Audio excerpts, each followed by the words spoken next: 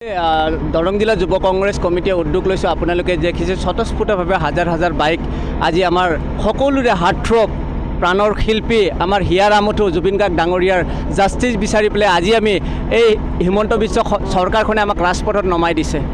আজি আমাৰ এটা সম্পদ হেৰুৱাই পেলালোঁ। আজি প্ৰায় আমাৰ এমাহ উকলি গ'ল। আজিলৈকে আমাৰ এই সম্পদ যে হেৰুৱাই পেলালোঁ, আজিলৈকে ইমান মহান ব্যক্তি এজনক জাষ্টিছ দিব নোৱাৰিলে। যদি ইমান ডাঙৰ ব্যক্তি এজনক যদি জাষ্টিছ দিবৰ কাৰণে মাহ পাৰ হৈ যায়, আমাৰ নিচিনা সাধাৰণ ভোটাৰ, আমাৰ নিচিনা সাধাৰণ নাগৰিকৰ যদি এনেকুৱা ইনচিডেণ্ট হয়, জাষ্টিছ আমি পাম বুলি কেতিয়াও এইখন ৰাজ্যত আমি কেতিয়াও আশা কৰিব নোৱাৰোঁ। সেইকাৰণে যুৱ প্ৰজন্ম আজি ৰাজপথত গণতান্ত্ৰিকভাৱে আন্দোলন কৰিবৰ কাৰণে, ন্যায়ৰ বাবে আন্দোলন কৰিবৰ কাৰণে দেখিছে আপোনালোকে হাজাৰ হাজাৰ ল'ৰা যুৱ সতীৰ্থসকল স্বতঃস্ফূৰ্তভাৱে ওলাই আহিছে।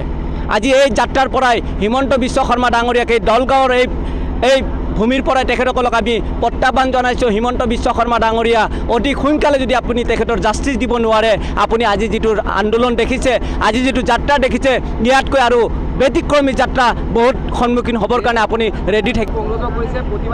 এতিয়া আপুনি চাওক, ইয়াতে কংগ্ৰেছ বিজেপিকৰণ নকৰিব। আমি কংগ্ৰেছ আজি আপোনালোকে দেখিছে, আমি জাষ্ট উদ্যোগহে লৈছোঁ, আমি আহ্বান জনাইছোঁ যুৱ কংগ্ৰেছ। আমি কোনো ধৰণৰ ইয়াতে ফ্লেগ ইউজ কৰা নাই, আমি কোনো ৰাজনীতিকৰণ কৰা নাই। আমি যুৱ সতীৰ্থসকলক আহ্বান জনাইছোঁ, কোনোবা এজন ব্যক্তিয়ে উদ্যোগ ল'ব লাগিব। সেইকাৰণে আমি দৰং জিলা যুৱ কংগ্ৰেছে উদ্যোগহে লৈছোঁ। আজি যিসকল যুৱ কংগ্ৰেছৰ বা যুৱ সতীৰ্থসকল ওলাই আহিছে, স্বতঃস্ফূৰ্তভাৱে ওলাই আহিছে। যুৱ সমাজে যাৰ পৰা ন্যায় আশা কৰি আছে, কিন্তু বিজেপি চৰকাৰৰ বৰ্তমান ন্যায় প্ৰদান কোনে কৰিব? এইটো হাস্যকৰ কথা। ইতিহাসত নথকা, ইতিহাসত এইবিলাক মানে নজিৰবিহীন ঘটনাত এইখন চৰকাৰৰ দিনতে আমি দেখিবলৈ পাই আছোঁ। আজি যিখন চৰকাৰে ন্যায় দিব, সেইখন চৰকাৰে আজি প্ৰতিবাদ কৰিবৰ কাৰণে ৰাজপথত আন্দোলন কৰিবৰ কাৰণে নামি পৰিছে। আন্দোলনত কি কৈছে? হিমন্ত বিশ্ব শৰ্মাক ফাঁচি দিয়ক।